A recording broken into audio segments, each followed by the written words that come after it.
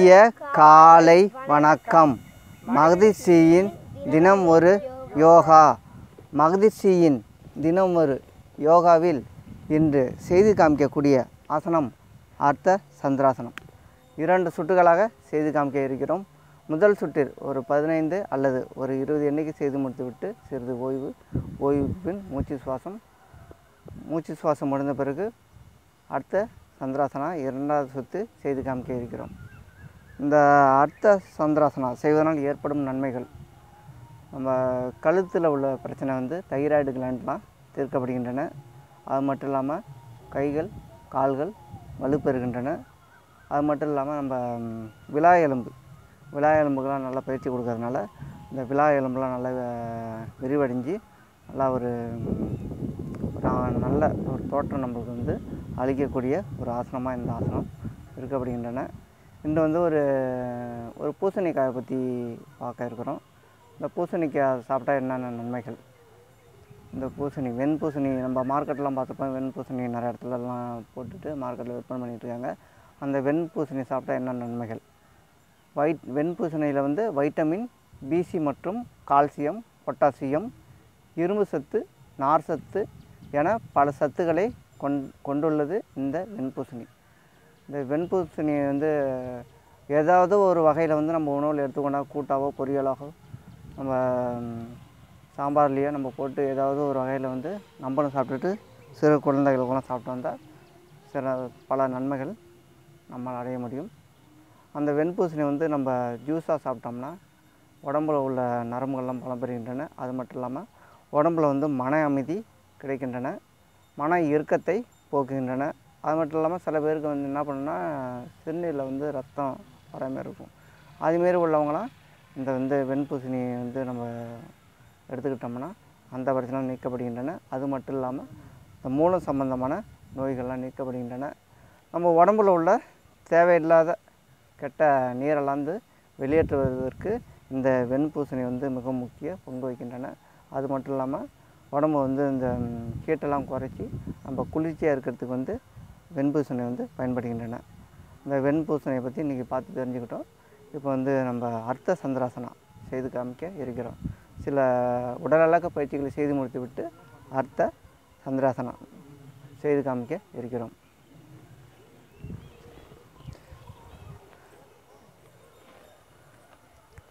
ஒன்று, 2, 3, 4, 5 போதும்.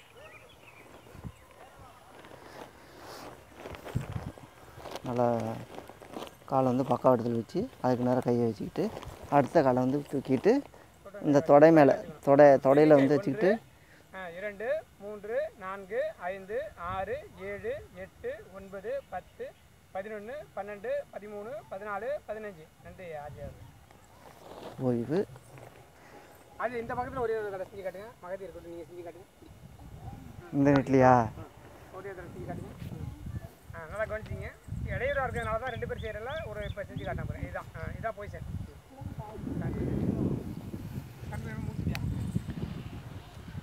2 கையிலும் சின்முத்திரை வைத்து கொண்டு ஆழ்ந்த மூச்சு சுவாசம்.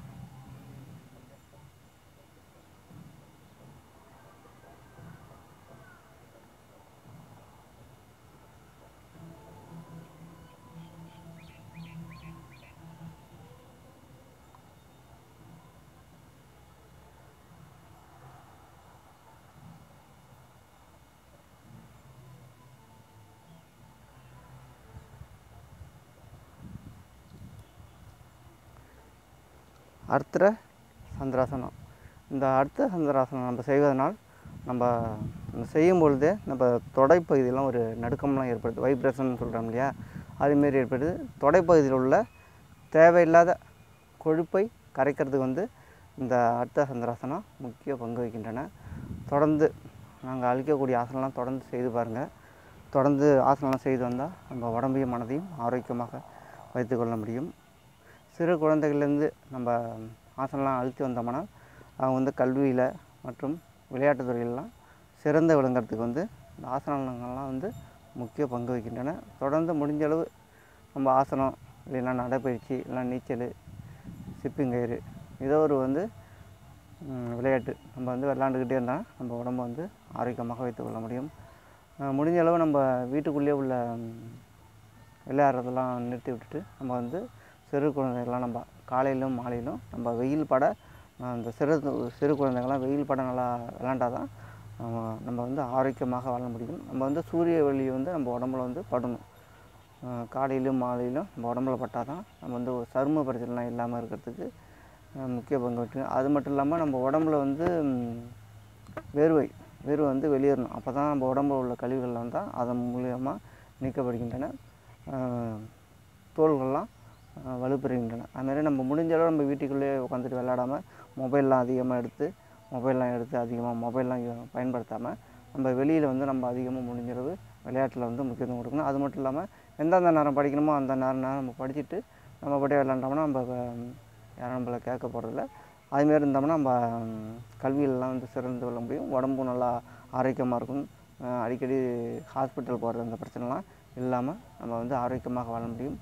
இப்போ வந்து அர்த்த சந்திராசனம் 2வது சுட்டு செய்து காமிக்க இருக்கிறோம்.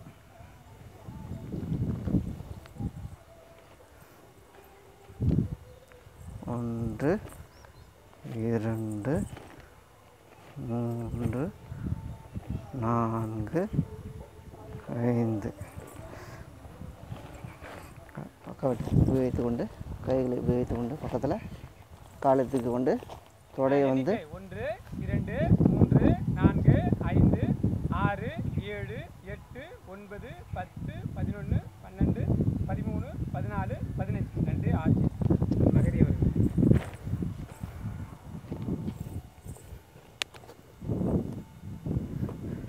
இரண்டு கைகளிலும் சென்முத்திரை வைத்து கொண்டு ஆழ்ந்த மூச்சு சுவாசம்.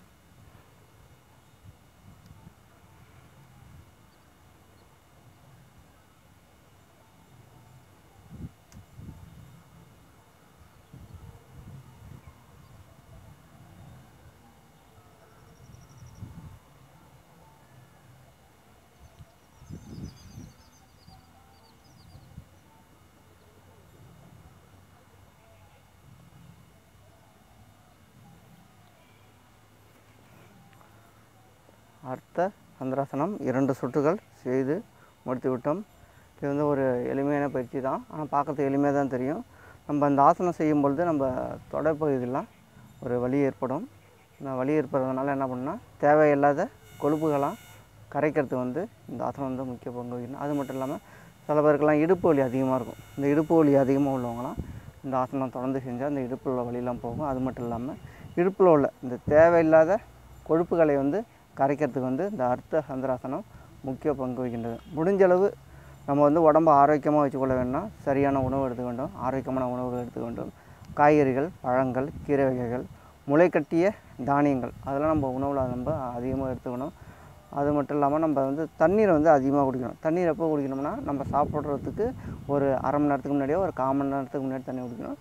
நம்ம உணவு அருந்தும்போது இடையில வந்து நம்ம தண்ணீர் வந்து குடிக்கக்கூடாது. நம்ம சாப்பிட்டு முடித்து ஒரு அரை மணி நேரம் கழித்து தான் நம்ம நீர் அருந்த வேண்டும். அது மட்டும் இல்லாமல் நம்ம நீர் வந்து ஒரு நாளைக்கு ஒரு 3 லிட்டர் 4 லிட்டர் நம்ம 5 லிட்டர் கூடயே நம்ம குடிக்கலாம். முடிஞ்சளவு நம்ம வந்து நீரெல்லாம் அதிகமாக நம்ம குடித்தோம்னா தான் நம்மள உடம்புல உள்ள தேவையில்லாத கழிவுகள்லாம் வந்து அதன் மூலமாக வெளியேறுது. அது மட்டும் இல்லாமல் உடம்புகளை வந்து சுத்தம் பண்ணுறதுக்கும் மிக முக்கிய பங்கு வகிக்குது. ஏன்னா உடம்புல வந்து இப்போ உள்ள காலகட்டத்தில் வந்து நம்ம பைக்கில் போகிறோம், அதிகமாக உட்கார்ந்தே வேலை பார்க்குறோம். அதனால் என்ன பண்ணுறதுன்னா நம்ம உடம்பு வந்து அதிகமான ஹீட் ஆகிடுது. அது ஹீட்டெல்லாம் நம்ம குறைக்கிறதுக்கு என்ன பண்ணோம்னா நம்ம அதிக அளவு நம்ம நீரை வந்து நம்ம அதிகப்படுத்தலாம். காலைல எழுந்தோடனே கூட நம்ம என்ன பண்ணுறது, வீட்டில் சில பேரில் அந்த பழைய சாதம் சாப்பிடுவாங்க. நம்ம அது கூட சாப்பிட முடியலனா கூட அந்த அதில் உள்ள அந்த நீராகாரத்தை எடுத்து நம்ம வந்து காலையில் ஒரு சொம்பு அளவு நம்ம குடித்தோம்னா தொடர்ந்து நம்ம உள்ளுக்கு நம்ம சாப்பிட்டோம்னா நம்ம உடம்பு வந்து வெப்பத்தன்மை அதிகமாகாமல் நம்ம வந்து குளிர்ச்சியாக இருக்கக்கூடும். அது மட்டும் இல்லாமல் நம்ம வந்து ஜீரகம் இருக்குது இல்லையா, ஜீரகத்தை வந்து நம்ம வெந்நீரில் நல்லா கொதிக்க வச்சு நம்ம வந்து அதை வந்து அந்த தண்ணியை வந்து நம்ம குடிக்கலாம். அது இல்லாமல் மத்தியானம் நம்ம லஞ்சுக்கு வந்து நம்ம வந்து எடுத்துகிட்டு போய் நம்ம குடிக்கலாம். அது மட்டும் இல்லாமல் மாணவர்களுக்கெல்லாம் காலையிலே இந்த வெந்நீரை வந்து இந்த ஜீரக தண்ணியை வந்து நம்ம கொடுத்து அனுப்பினோம்னா நல்லா நல்லா விரும்பி சாப்பிடுவாங்க. அது வந்து ஜீரண சக்தியை வந்து அதிகரிக்கக்கூடியது. கேரளாவிலலாம் வந்து இது வந்து அதிகமாக பயன்படுத்துகிறாங்க. நம்மளுக்கு வந்து அது சரியாக தெரியல. முடிஞ்சளவு இது முயற்சி பண்ணி பாருங்கள். அது மட்டும் இல்லாமல் நம்ம பானையில் தண்ணி ஊற்றி அதில் வந்து ஒரு துளசிலாம் வச்சு போட்டு ஒரு 8 மணி நேரம் கழித்து நம்ம அந்த நீரை வந்து நம்ம உள்ளுக்கு சாப்பிட்டோம்னா சிறந்த நன்மைகளை நம்மால் அடைய முடியும்.